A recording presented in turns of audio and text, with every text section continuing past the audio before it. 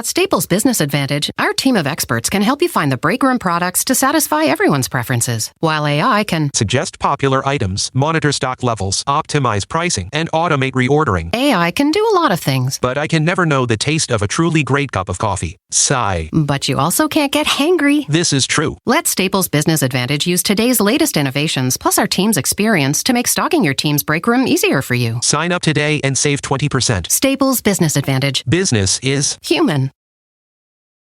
Hi, I'm Jim Purdue of Purdue Chicken. Unlike our competitor, who's gone back to feeding their chickens antibiotics, we at Purdue will remain no antibiotics ever. No antibiotics ever because we raise our chickens in a healthy environment, so they don't need them. No antibiotics ever takes more time and money, but it's the right thing to do. So when you buy chicken, look for the Purdue label to make sure your chicken is no antibiotics ever. Get the facts at Purdue.com. For exclusive podcasts and more, sign up at patreon.com/partnersincrimemedia. I'm Rebecca Lavoie, and this is Crime Writers On.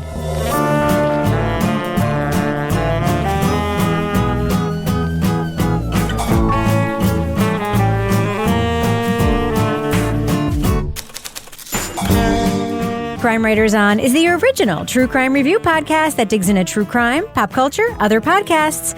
And on this episode, a white woman accused two people of color of trying to kidnap her kids in a story that went viral. Then the police charged her with filing a false report. We'll look into this special series from Imperfect Paradise, People versus Karen. Joining me to get that done and more is true crime author, TV journalist, and host of the These Are Their Stories podcast, my husband and love of my life, Karen Flynn. Hi, Karen. Rebecca, you're not supposed to barbecue here. Hey, Kevin, how are you? I'm good. How are you? I'm fine. Also with us is private investigator, certified pet detective, resident cat lady, and author of The Final Curtain, Laura Bricker. Hi, Laura. Hey, Rebecca. And finally, our captain of all things cynical, the author of the City trilogy of novels, host of Strange Arrivals, and our Patreon Deep Dive Book Club podcast host, Toby Ball. Hi, Toby. Hey, Rebecca. Let me ask you a question. Is there a male Karen? Is there like a term for a male Karen? Is it just like racist asshole, or is it Toby? We don't get special names, or like Jeff or something? Chad, isn't Chad? Is no, that Chad? Chad's an incel thing, right? That's true. So it is Chad. Yeah. Karen, maybe we can Chet, think on that one. I don't know. Chet. Someone will email us. Yeah. Someone. Yeah. If anyone out there knows what the man Karen is, and then what the non-binary Karen is, just please let us know because we need to know those terms. Yeah. All right. So, Kevin, this is obviously Monday's program. Yeah. What is coming up on Thursday's show? On Thursday, we're talking about the podcast from Wondery, and it's called Ghost Story. I also hear, Kevin, that you have a correction to make about a previous podcast. This is great. So on the last podcast, we had a crime of the week, and it was about a horse that got loose on a plane, and everybody, it sounded really funny, and everybody, because all the media reports took it very lightly and said that the horse was not injured, and we found out later that the horse actually had to be put down because the horse was seriously injured. None of the original reporting indicated anything like that. And of course, we wouldn't have tried to make fun of it if we knew anything really serious happened. What do you mean we? Look at it. I'm going to hand to God. When I researched that, I even listened to 10 minutes of recordings from air traffic control. What? Yeah, I think I probably did more due diligence than abcnews.com. But yeah, I mean, it was just, it's horrible. And it reminds me, this happens almost all the time on These Are Their Stories. Yeah. Where we would do either a rip from the headlines thing, or we would point to a hey, it's that guy actor. And then 2 weeks later, that actor died of old age. Sometimes before the episode comes out. We called it the These Are Their Stories Kiss of Death. And anyway, I mean, I know it was a sad incident, and that it's unfortunate, and we obviously wouldn't have done that if we had known the full details. So we're sorry for that. We'll have something funny this week, we think. Although I really can never promise that. Yeah. We have something. Yeah. Well, I will say it is very good of you to do your due diligence and issue a correction when it's necessary. I appreciate that. Some podcasts don't do that, as you know. By the way, the pilot said the horse is in distress, and that was the understatement of the year. Yeah. That was his pilot way of saying we need a horse ambulance. Right. Well, Kevin, I'm really glad that you issued that correction, but we actually have a thing to talk about where someone did not issue a correction of any kind. Yes. Great segue, Rebecca. Thank you. I was thinking about that all day. We're going into the business section right now? No, okay. No, all right. we're going to talk about the podcast we're going to talk about. I think we should get to it. What do you think? Why don't you do it? Leading off, let's go ahead and drop that first clip. I definitely felt the heebie-jeebies. I didn't feel good, but I thought I was judging a book by its cover. They were not like kind. That sounds bad, but they weren't clean-cut individuals. Mommy influencer Katie Sorensen went viral with the story of a couple who attempted to kidnap her kids in a craft store. When Sadie and Eddie Martinez saw their photos in the news, they knew they'd been racially profiled and falsely accused in the latest so-called Karen incident. Every 30 seconds or so, I'm wanting to yell and scream and be like, you know, what the F are you talking about, lady? I mean, I couldn't believe what was coming out of someone's mouth. When it became clear Katie had been spinning a yarn, police charged her with filing false reports. The criminal case turned into a litmus test on the online phenomenon of white women accusing people of color of criminal behavior for innocuous things. Did she make up the story to get clicks, or did other factors contribute to her allegation? There was a lot of misinformation on social media at the time that had led a lot of women to start to believe that child sex trafficking was a way bigger issue than statistically we know it is, and especially stranger kidnapping of children. A short series from LAS Studios, Imperfect Paradise, People vs. Karen, looks into the backlash against one white woman's incrimination and the people who fought back against the racism and social media shaming. Reporter Emily Guerin also examines other things in the zeitgeist that may have led to her thinking her children were at risk. Spoiler alert, we are going to be talking about plot points from Imperfect Paradise, People vs. Karen. So if you want to remain spoiler-free, go to the estimated time code in our show notes for our thumbs up or thumbs down reviews. Now, I want to explain something about the format of this podcast, because a couple of you have notes on the, short episodes, the sort of way that it's laid out. So LAist and the public radio station that has become LAist recently had layoffs of their podcasting teams. And LAist is one of a couple of public radio stations who have this new thinking around podcasting, which I don't necessarily agree with the thinking altogether, but they're basically focusing on podcasts that only can go on their broadcast. So this series, Imperfect Paradise, which used to be sort of a home for these long-form serialized stories, is now home for stories that can also be played on the radio. And I think this podcast sounds like it. This is basically a series of short episodes that were also played on a series of, I think, like Sunday nights or something like that. So it doesn't have that sort of sound of this in-depth, long-form, made for podcast first storytelling. Right, Kevin? Yeah. And I actually had a meeting with the PR person that works with a couple of podcasts, including Imperfect Paradise, and she was explaining that sort of their programming ideas, instead of doing like the 8 to 12 episode thing, they want to do a bunch of 4-episode special things. So we may not ever have, I'm going to say ever, but we'd probably be a while before we see something like The Sheriff or one of the other Imperfect Paradise, like longer forms. So they're going to be smaller and compact, which is fine because there are a lot of different ways from telling the story. And I actually think this story is like a 12 episode epic would be horrible. But I think these sort of 3 and 4 episodes, I think it's enough to kind of tell the story well without stretching it out. I think so too. I mean, I do think it does a service to the journalism to give it more space. I do think, however, though, that a place like the LAists they were making great long-form serialized stuff, and it is a shame to sort of lose that aspect of the work as well. But that they have 8 episodes on QAnon and Karens would probably be a stretch. This wouldn't be the story for that, right? But The Sheriff was the story for that. Sure. Right? So, Toby, what do you think about the format of this sort of shorter form serialized storytelling? And do you think it serves this story well? Yeah. I mean, I still think it's maybe an episode too long, but we can go and talk about that later. It's something I've had conversations with other people about, which is like, how can you make sort of regional stories interesting and compelling to like a national and international audience? And I think that's a challenge. And like this, I think, is a pretty good response to that challenge, which is to tell a story that's got sort of national, there's a lot of similar things happening nationally, not necessarily always with this outcome, obviously. So, yeah, I mean, I think it's an interesting way of going about it. And at least on the evidence of this, I think pretty promising. I'm glad that you found that out, because it was one of the kind of head scratching things about this is that it does feel sort of underproduced. Like, it's just very, very, very tight.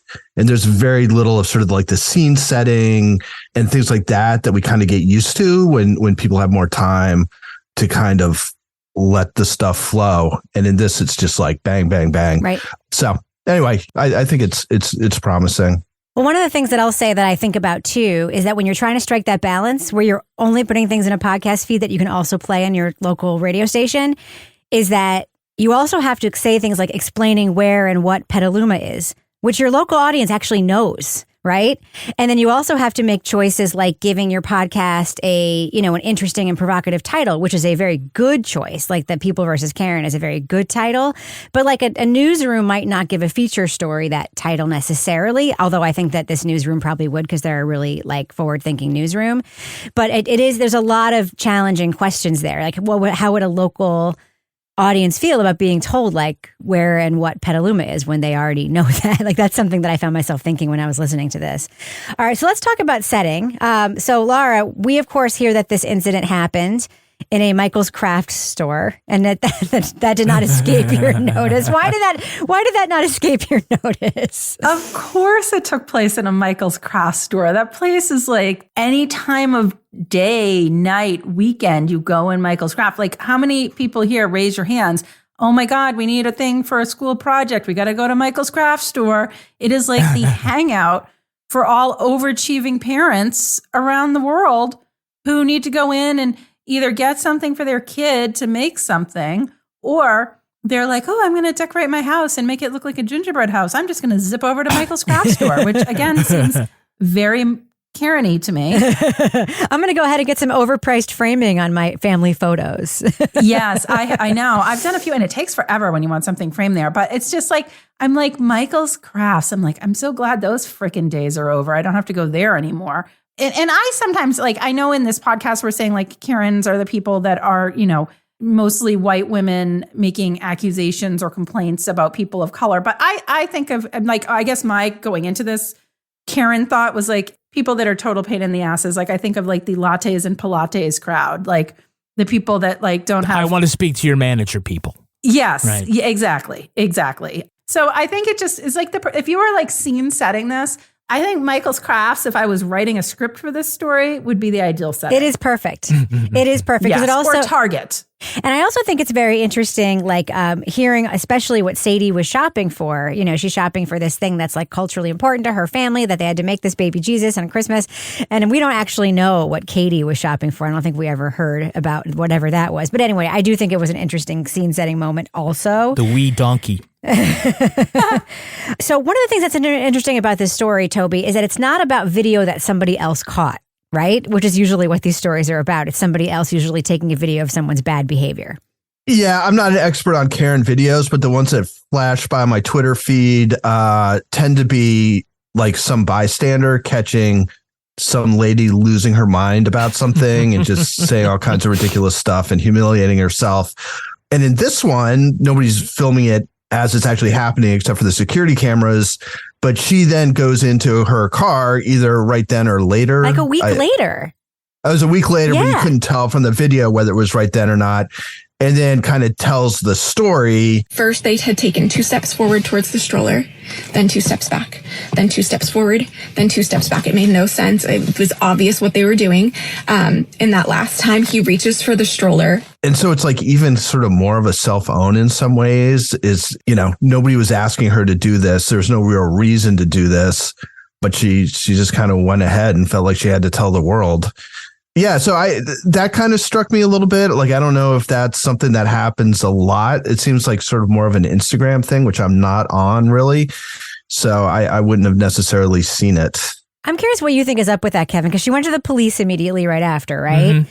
And then, did she? No, yes, she didn't. She went to the police immediately right after. She called the cops and they said, come on in. She went there and she gave an interview through her car window. Didn't the viral thing and then the cops were notified by other people? So there were 3 charges against her. And the first one was based on her going to the police department right after the incident happened. She went to this. So she called the cops. She called 911. And she was like, is there an emergency? She was like, sort of. I have a victim of kidnap. Then she drives to the police station. She gives an interview through the window, which is captured on the cop's body camera. Mm-hmm. Yep. And then nothing happens. And then so later, days later, she uploads this video to social media. And then later, the cops come to her house when her story doesn't match the other people's story. So like she has many contacts with the cops. Do you think that she posted this video because she felt like her interaction with the police didn't give her enough attention? Like that's what I found myself wondering. It could be. It could. I mean, her motivations are confusing. Murky. They're confusing. It's kind of an imperfect test case on like the Karen backlash, like the racial profiling aspect isn't like completely clear. It's not as clear as in some other cases. And her goal at first, didn't seem to be harming this couple per se, and forcing them to fall in line with the social interaction in the moment. Like, don't barbecue here and get your dog off the bramble and all other bullshit. Where the criminal offense began is when she said the thing about reaching for the stroller, and that came much later to sweeten the thing. But, 100% a Karen case, but it's weird because Toby was saying that like these Karen incidents, usually the Karens are just so transparently irrational. That's what makes the story go viral. Is, the self-owning of the accuser. And the losers, like in the news stories later, is always the Karens. Like what happens to them, the follow-up, they lost their job, the backlash. But you don't usually hear too much about how it affected the falsely accused person. Remember the bird watcher was somebody that people kept checking in with.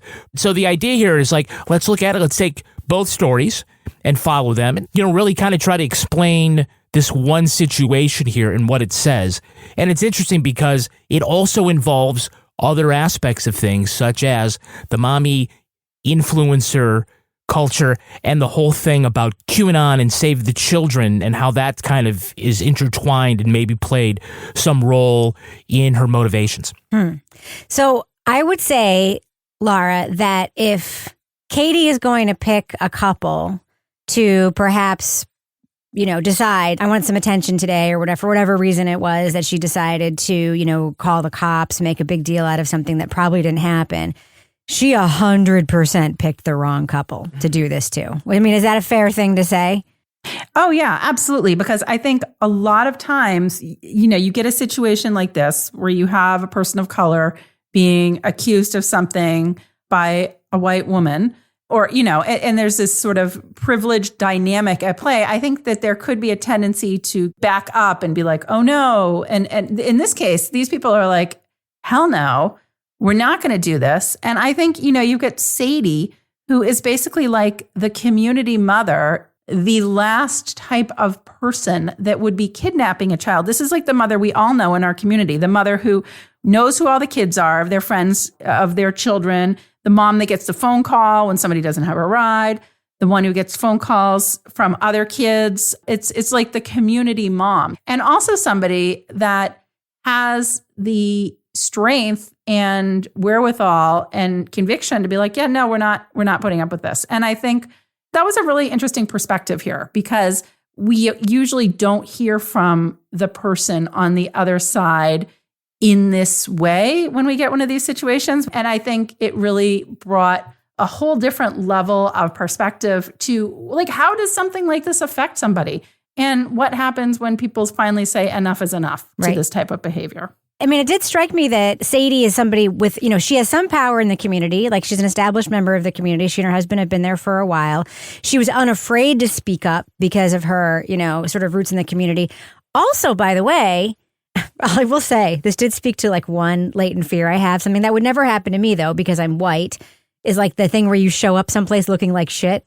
Mm-hmm. And like the judgments that people make on you when you like show places like in your sweatpants or whatever, because she was talking about how she'd been in the hospital or whatever taking care of her kid, and they looked like they sure. And you always think about that, right? But you don't think about. You don't think it's going to lead to a criminal accusation. White privilege is being able to show up somewhere looking like shit and having this not happen to you. Yeah, just right. People just think you look like shit. Exactly. But one thing that also struck me is that the cops believed her. And we hear all these stories all the time where the cops don't side with the person who has been profiled. And in this case, Sadie's like so strong that like they were okay with sort of casting down on Katie's story. Yeah, well, so it was so evident. I think when you look at the surveillance video, like, did he reach for the stroller? No, he just threw his hands up in the air because he couldn't get Peking dumplings at 10 a.m. or whatever it was. Good for him. I love that guy because I certainly, Eddie, yeah. I mean, if you can testify and make everybody crack up, I mean, that's a sign of somebody who's like,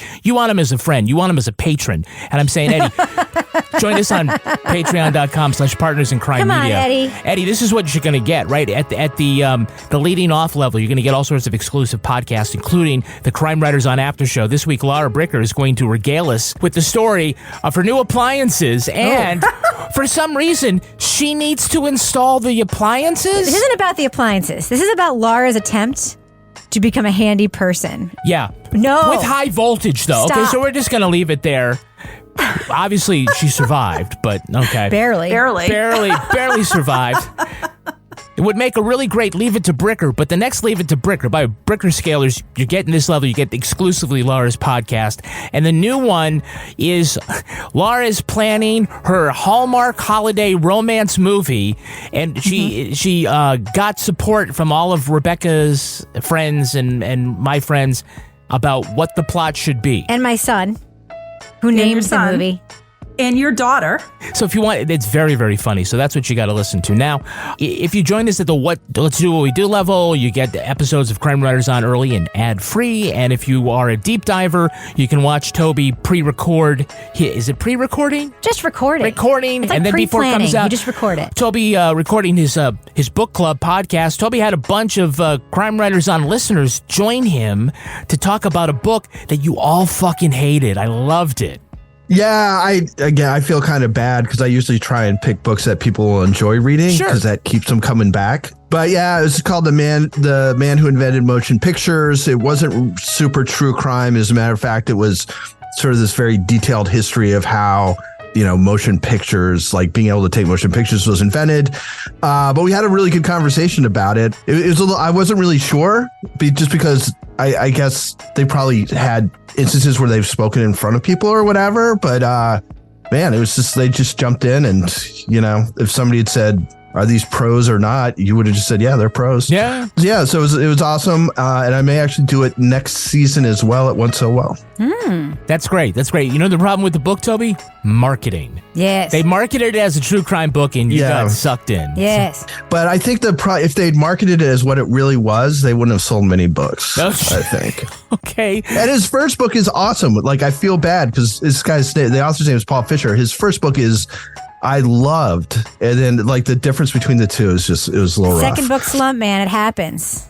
Yeah, it does. But you get all that sorts of great stuff, and we're probably going to be doing a Crime Writers on Christmas holiday live thingy on Crowdcast. We're going to we do this every year. Non-denominational holiday, Festivus, whatever you want, we'll do it. Non-denominational, though, of course, Kevin. Right? Right, and we're just going to be drinking and hanging out. Yeah, so you get all that great stuff. Join us at patreon.com/partners in crime media. And thus ends the business section. All right, Kevin, I'm going to go ahead and read that music out right now. Nice job. So, Kevin, you think the best advantage most defendants can get is a smart lawyer? Yeah, and they get smart from tutoring services like those you can get from Academic Approach. Wow, okay. Yeah, I mean, look, it's tough to be a student these days, right? You've got really tough classes you got to get through. Maybe you're cramming for the SATs, the ACTs, middle school exams. No kidding. No shade, but we know that a lot of our students didn't really progress the way they should have during lockdown. No kidding. That's like what they could really use a hand, especially if they want to achieve. You got to check out Academic Approach. They believe every student deserves a personalized training plan for their mind. Just like your fitness experts, right? Absolutely. They tailor it to different students. They like to say that tests are standardized, students are not. Okay. That makes sense, right? Absolutely. Yeah. They work with your student, try to find out what their goals are, where they're already achieving, and then try to get them to think about their lessons in a different way so that they can get the most out of their time. So say goodbye to that one-size-fits-all tutoring approach and say hello to a tailor. You didn't say hello. Hello. Say hello to a tailored academic workout with Academic Approach. Ready to build your personalized academic fitness plan? Our podcast listeners get an exclusive offer. Visit academicapproach.com/crime writers. Crime Writers. Today. It's with a W. At Staples Business Advantage, our team of experts can help you find the breakroom products to satisfy everyone's preferences, while AI can Suggest popular items, monitor stock levels, optimize pricing, and automate reordering. AI can do a lot of things. But I can never know the taste of a truly great cup of coffee. Sigh. But you also can't get hangry. This is true. At Staples Business Advantage, we help you select from 2,000 breakroom products, so you can be sure there's something for everyone. Yum. Sign up today and save 20%. Staples Business Advantage. Business is human. Hi, I'm Jim Purdue of Purdue Chicken. Unlike our competitor, who's gone back to feeding their chickens antibiotics, we at Purdue will remain no antibiotics ever. No antibiotics ever because we raise our chickens in a healthy environment, so they don't need them. No antibiotics ever takes more time and money, but it's the right thing to do. So when you buy chicken, look for the Purdue label to make sure your chicken is no antibiotics ever. Get the facts at purdue.com. So, Toby, I have two questions for you. The first one is a brief one. Okay. Is it possible that Katie's kids are, in fact, as she says, so good looking that they are, in fact, targets of frequent kidnapping plots? And then I guess, are you or your husband, like important people for some reason? Is there something they would be like, we're going to take your kids and hold them to ransom? I might be biased. My kids are very good looking. I don't know. Oh, that's bizarre. Beauty's in the eye of the beholder. And if she's the beholder, then the answer is yes. Okay. My second question is, what is behind? I'm curious as to what you think is behind. You don't have to guess at her motivations, but there is this interesting thing where her stories to the cops actually keep escalating, even as they are telling her that her story doesn't match what's on the actual videotape that they have looked at. I found that very strange. Yeah, so I kind of felt like some of the different ways she acted, and this is the most sort of striking one, sort of mirrors like what she has to do on social media, and that you can't continually be putting out the same stuff and have people, stay tuned so that, she's in this. This is just speculation, and it's probably wrong, but the way I thought about it is that she's used to just, having to constantly augment things so that people will continue to check her stuff out and do whatever it is she wants them to do on the socials. So that kind of leaks into her life, right? So she's like, well, I'm not used to telling the same story again and again and again and again. So this time, this little thing or this little thing or that little thing. So is that true? I don't know. It would work well in a book, though, to have it, your sort of real life interaction sort of mirroring this social media marketing that you've sort of dedicated your, at least part of your professional life to. Didn't it strike you, Laura, at the same time, though, that she's making these false allegations? She's also virtual signaling the hell out of it. When she's making the video, she's like, I don't want to scare anybody. That's not why I'm doing this. I just want to make people aware. And then when she's talking to the cops, she's like, I really feel uneasy that you're taking this so seriously, but he definitely 100% reached for my stroller. It's such a strange combination of I'm a good person, but for sure this is definitely what happened. I just kept thinking every time you would hear that her husband got on the phone and talked to the cops. I don't know anything about her husband, and I don't want to but I just kept thinking, what the fuck must this guy think about what his wife is saying to the cops during all these conversations? Because the conversations were on their face in the recordings, just kind of bananas. They were kind of bananas. And I have to tell you, I kind of took a step back and kind of tried to look at this in a bigger picture of okay. Here comes your defense investigator mode, I can tell. Well, yeah, but I'm also looking at it okay, here's a lady who clearly has some issues.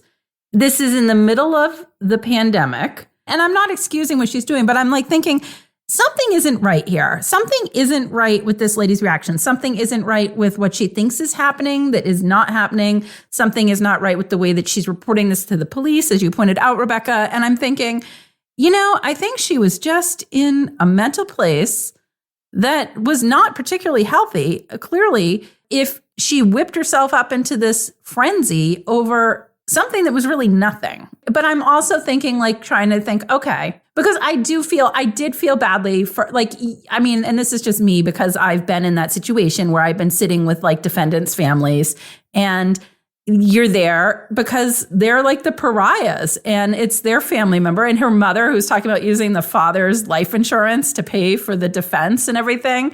And there was clearly something bigger picture going on with Kidnap Katie Karen that led her to have such a different perception of what was happening around her.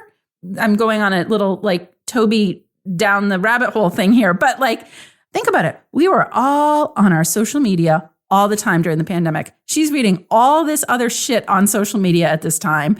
She thinks her kids are like the next Gerber babies. And, you know, they're beautiful. She's seeing all these like Save the Children posts. She's hearing about kidnappings in her area. Like something just wasn't right there. I mean, and obviously, but it just, I kind of wanted to know a little bit more. And obviously she wasn't going to participate in this, but like, what was going on with this woman? I appreciate that they, and by they I mean the LAist and Emily here, the reporter, that they did investigate this whole thing about the QAnon connection, or you know at least the Save the Children, that aspect of it, because a lot of people do sort of wind up getting sucked in and obsessed with the child kidnapping aspect without even understanding that there's like this bigger political conspiracy thing that's wrapped around it, because it's such a compelling idea, like, oh no, children are being trafficked, which is a horrible thing, and it does happen, but it's not happening at the mass rate that people are saying. And it's not happening to the kids. And not happening to the kids. And it's not for the reason that people are taking the kids so they can have their life force drunk, sucked out of them by pedophilic politicians, and that's how they stay in power. Like, that part, like, cuckoo for Cocoa Puffs. But the fact that that's sort of in the zeitgeist, and that she's already drinking that lemonade about that she's already primed for that particular accusation, right? I don't know why Barbecue Becky got like all fucking bent out of shape. Yes, you do. Yes, okay. That particular, I don't fucking know if you need a permit to barbecue, but that wasn't the point, right? It was she racially profiled those people.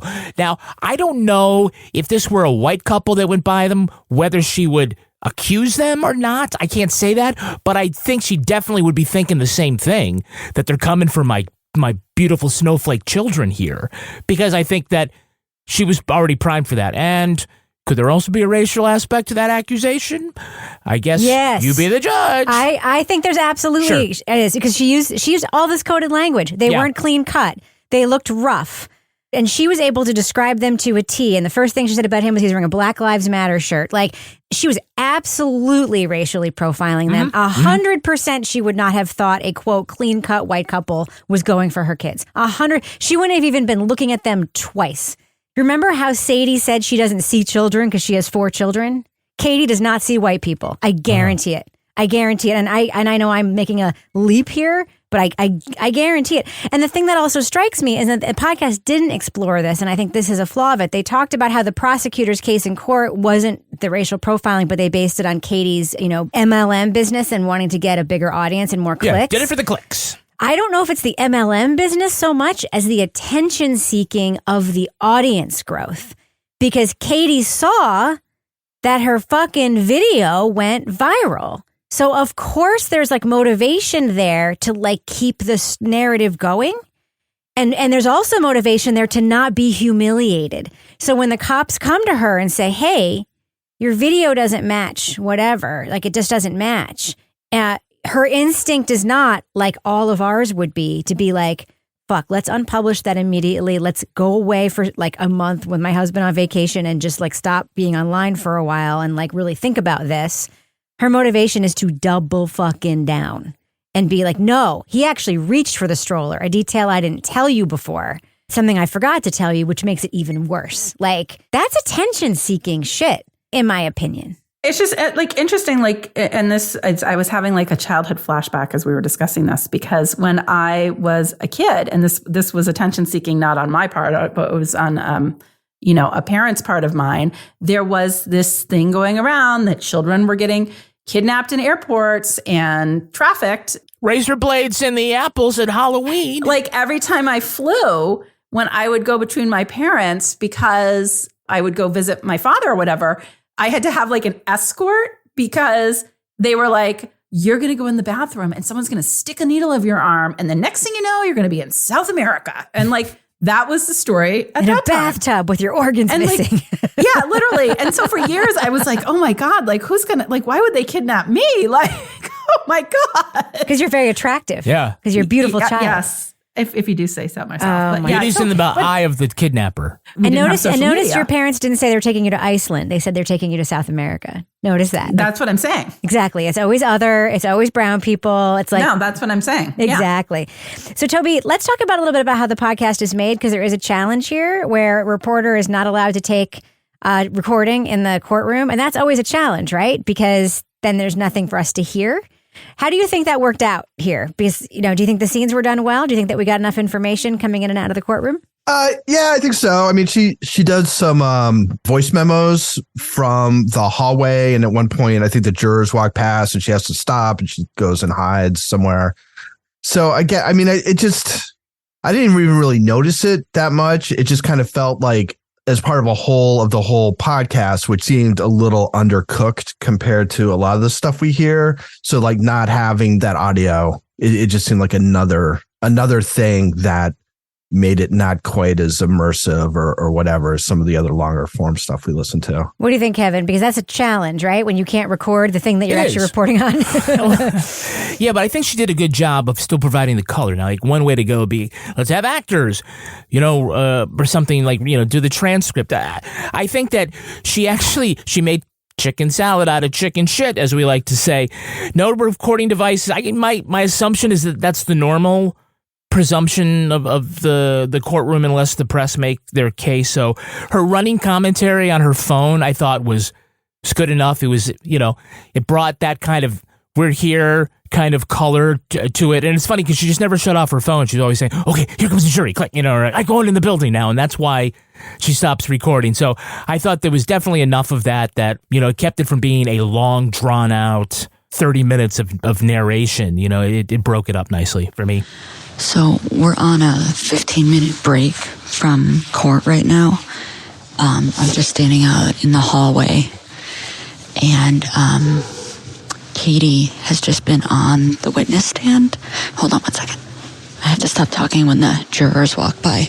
And the one part in that trial that I thought she did a really great job recreating was when Eddie was demonstrating how he was like putting his hands up because it was like this whole thing about he wanted Chinese food, but it was like 10:30 in the morning and he can't get Chinese food and like da-da-da. So even though we weren't there to listen to that, I think actually summarizing it the way she did more succinctly kind of painted a picture that maybe wouldn't have been as easy to paint if we had just been listening to the direct testimony. So who among us has not wanted Chinese food at 10:30 in the morning at some point? I mean, I'm thinking about Chinese food right now. At Staples Business Advantage, our experts can help you find furniture that fits any design and budget, while AI can recommend products based on preferences, generate 3D models for visualization, and optimize space planning for office furniture. Take advantage of our team's eye for style and design. And my eye for, wait, I have no eyes. Only algorithms. At Staples Business Advantage, furnishing your office is easy. And with the best warranty in the business, we're committed to you now and down the road. Sign up today and save 20%. Staples Business Advantage. Business is human.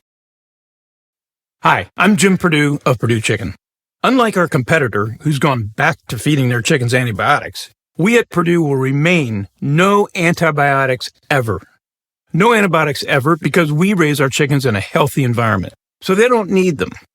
No antibiotics ever takes more time and money, but it's the right thing to do. So when you buy chicken, look for the Purdue label to make sure your chicken is no antibiotics ever. Get the facts at Purdue.com. I want people to understand this ordeal. It's taken a toll on both of us. Casey Anthony's parents respond after 15 years of allegations. I've gotten blamed for something I didn't do, and it tears me up inside. This can change our life. This is serious. This is their final response. The test is about to begin. Please remain still. Casey Anthony's parents, the lie detector test. Watch now, only on A&E, and watch next day on the A&E app. All right, let's do what we do. Let's let our listeners know, should they check out Imperfect Paradise? People versus Karen. What do you think, Laura Bricker? Thumbs up or thumbs down for this short series from LAist? Yeah, I mean, I'm going to go mild thumbs up with this. I think it was interesting in that we got a different perspective on one of these ongoing Karen stories. I didn't think the fourth episode in this was necessarily needed. I felt like it was tacked on as a bit of an afterthought. I think 3 episodes of this would have been fine. With the information that was in the fourth episode, I don't think it's a big spoiler, was more about the culture and climate of mom influencers. Like that could have very easily just been distributed in the rest of the episodes in a way that would have made sense. I thought it was really interesting. And I think it was good to hear from the perspective of somebody on the other side of a Karen accusation, as we did in this case. And I think, yeah, it could have been done in a more traditional way, but for what it was and the goal, which was to release this, it sounds like from what Rebecca described, on radio as well as in podcast format to their local audience, I think they did a good job with that. And it's been in the news a lot lately. Ruby Frankel, the lady whose kids escaped the house. So there's a lot of interesting stuff out there about mom influencers. And I think this gave us a good sort of snapshot into one particular case. Toya Ball, what do you think? Thumbs up or thumbs down for Imperfect Paradise? People versus Karen. Yeah, I agree with a lot of what Laura just said. To me, it seems like a 3-episode podcast with a bonus episode at the end, because the sort of narrative arc is over by the end of the 3rd episode. And then the 4th episode is kind of like enrichment stuff. And again, I think you could also have distributed it throughout the other 3 episodes. They probably thought it would sort of slow down the narrative momentum it had, which I get. Yeah, it's modest, I mean, it's got a story, a very sort of finite story. There's not a ton of twists and turns. There's like maybe one, but it illustrates an issue that goes on and you often turns up in places where it's not actually being reported. You just sort of see a video of some, quote unquote Karen losing her mind in some, store somewhere, and that's what you get, and you don't get any kind of reporting or contextualization or anything. It just sits there. And in this case, they take one of these incidents, and it's not exactly like that for reasons we talked about earlier, but it does kind of take a look at like what's actually happening here, what's the impact on different people, how does it get resolved, and you never really get those from those videos you see. So it's a mild thumbs up, but it's a thumbs up. Kevin Flynn. I'm also going thumbs up. I feel like we spent a lot of time sort of talking about the format here of the 4 episodes. And even though it was short, I mean, we had a very robust discussion about this podcast. I agree with everybody that the 4th episode as an epilogue didn't quite fit. And I would have taken that information because the whole thing in the 4th episode is more about the mommy influencer stuff, which we didn't get. And I think it would have provided context to the prosecution's did it for the clicks thing, because we didn't really get into that at the time that was brought up in the trial coverage. So I would have flipped 3 and 4, or at least incorporated 3 into some other kind of thing. But I think it's appropriate size for the story that's here. Far too often, we have podcasts that have one great story or one great thought, and they stretch it out over 10 episodes and totally dilute it and bore us with a bunch of other stuff. And I think this is a good example of, like, you could take an instance and you've got just enough reporting to fit the space. That's great. We're all published authors. No editor said, okay, I want another book, and it's got to be 156 pages.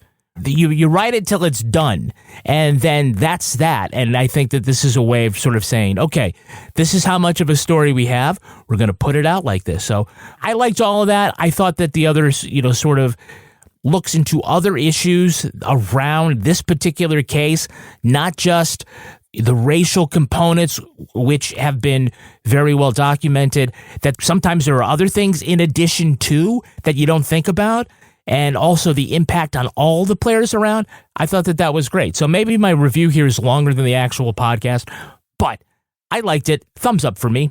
Thumbs up for me too. The one thing I would say is I don't know how the LAist is going to keep turning around these like sort of longer form audio documentary things and have them be like weekly releases on the radio and in the podcast feed. That's tough, especially after they just like laid off a bunch of people on their podcast teams. I'm just going to say it, like, it's tough. And I think this podcast, if it suffers from anything, it does sound like it was put together a little bit quickly.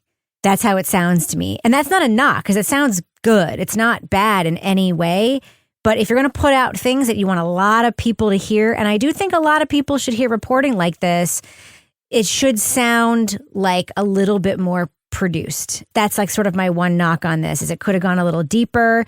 Each episode was really constrained by them all having to be the same length. And that fourth episode, I guess, because there had to be 4 or something, was basically just an interview bonus episode, and felt kind of discordant with the rest of the content. I mean, the mommy stuff was interesting, but you're right. It should have been peppered throughout. But for a story that's essentially kind of about, racial dynamics and sort of the dynamics of the times and kind of sort of the legal implications and the consequences of this woman's actions, skipping over into this like mommy stuff felt just sort of like a step sideways. So there's sort of like a beat there that I didn't quite get. So yeah, thumbs up for me, but not perfect. It was an imperfect thumbs up for Imperfect Paradise, I guess I can say. But yeah, that's where I land on it. Now it's time for my favorite part of the podcast, a little something I like to call the crime of the week. The crime of the week. It's nearly Festivus. You have until Thursday to submit your gripe and grumbling to the Tampa Bay Times for their 8th annual airing of the grievances. The anti-holiday holiday was made famous in that Seinfeld episode, where Kramer and George's father celebrate Festivus. Traditions include gathering around an aluminum pole, a dinner of meatloaf on a bed of lettuce, followed by feats of strength. But the highlight is the airing of grievances, where partygoers can express their pet peeves and disappointments about the other guests. The newspaper promises again to run readers Festivus annoyances. In the past, some of the complaints include, why do they leave the stumps on romaine lettuce? Who keeps leaving unused time on the microwave? And those water bottles that are so thin, you crush them when you hold them. Panel, it's Festivus for the rest of us. What's your grievance for 2023? Laura Bricker, what's your grievance? That when you order appliances, they don't come pre-wired to just hook into the wall. Oh, yeah. It sounds like a recency bias grievance, in my opinion. Also, I'm going to add a second grievance. Whoever the mad dog pooper is of Exeter, you need to stop. For real this time. Toby Ball, what's your grievance of 2023? I've got a grievance. I'm still trying to wrap my mind around the idea that there are water bottles that are so thin that you can't help but crush them when you grab them. Super loud ones. That's one of my grievances. But my other grievance is no mine hunter. Oh, excellent point. What about you, Kevin Flynn? Yeah, Yellow Jackets. What the fuck? Mine is, where's my Dan Taberski podcast, people? Where's my Dan Taberski podcast? All right, that's going to do it for us. Laura Bricker, folks want to reach out to you and say, hey, stop trying to install your own appliances. How can they find you on social media? At Laura Bricker on the Twitter. What about you, Toby Ball? Folks want to reach out to you and say, hi, Toby. How can they find you on social media? At Toby Ball NH. Kevin Flynn, what about you? How can you be found? I'm at Kevin P. Flynn. If you want to follow me on Twitter or Instagram, and if you want to see photos of the dogs and everything, you can find me everywhere at Reb Lavoie.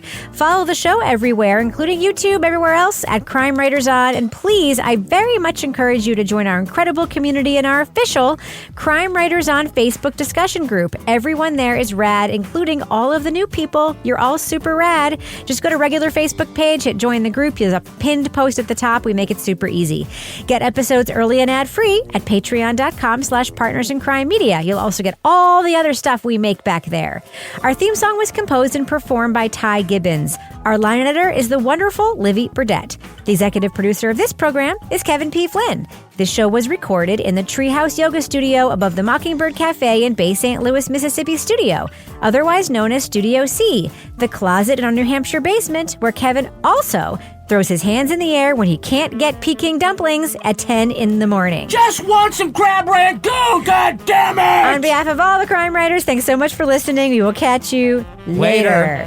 So we can spoil the name of Laura's Hallmark movie, right? Yeah. What? It's Grosse Pointe Brick. Grosse Pointe Brick, yes. Or Bricker, excuse me, yeah. It's just Grosse Pointe Brick. Trademark Henry Lavoie.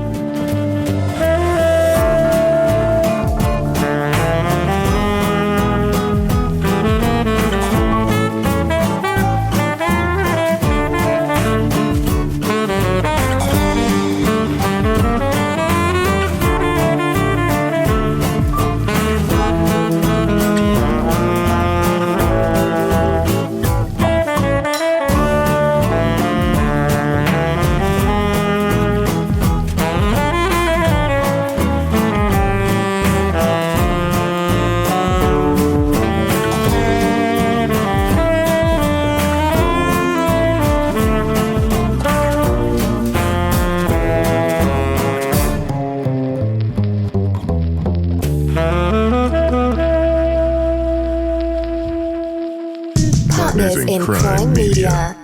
At Staples Business Advantage, our team of experts can help you find the break room products to satisfy everyone's preferences, while AI can suggest popular items, monitor stock levels, optimize pricing, and automate reordering. AI can do a lot of things. But I can never know the taste of a truly great cup of coffee. Sigh. But you also can't get hangry. This is true. Let Staples Business Advantage use today's latest innovations, plus our team's experience to make stocking your team's break room easier for you. Sign up today and save 20%. Staples Business Advantage. Business is human.